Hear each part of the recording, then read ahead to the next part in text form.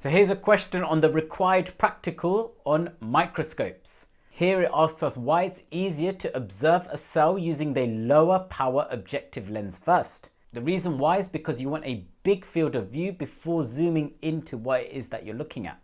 If you were to look at an image with a high magnification first, you'll find that you won't know where you are and you won't know what you're looking at. But if you start with a big field of view and slowly zoom into what it is you're looking at, it's much easier.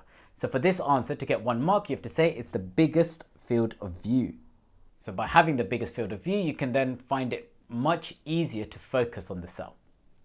The second part asks us to focus the image, the objective lens should be moved away from the stage. Why should it not be moved towards the stage? So if you look at the diagram of the microscope, you can see that if it was to move closer to the stage, there's a chance that it could come in contact with the stage and that could damage the lens. So to avoid that, you need to always make sure that you're moving away from the stage. So the answer for this one, to avoid damaging the lens. Now the final question is just a very simple calculation. We have an image of a slide and it says that it's viewed with a ×10 magnification with the objective lens. So remember, there's 2 lenses involved in a microscope, the objective lens and the eyepiece lens. So the objective lens has a magnification of ×10 and the total magnification of the whole microscope is ×50.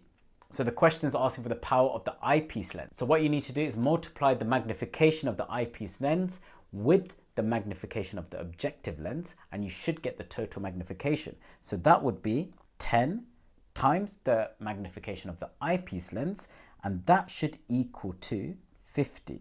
So we're trying to find out this number. So something times 10 is equal to 50 and the answer is 5. So if your eyepiece lens is ×5 magnification and you multiply that with ×10 for the objective lens, you should get a magnification of ×50. So the answer here is 5.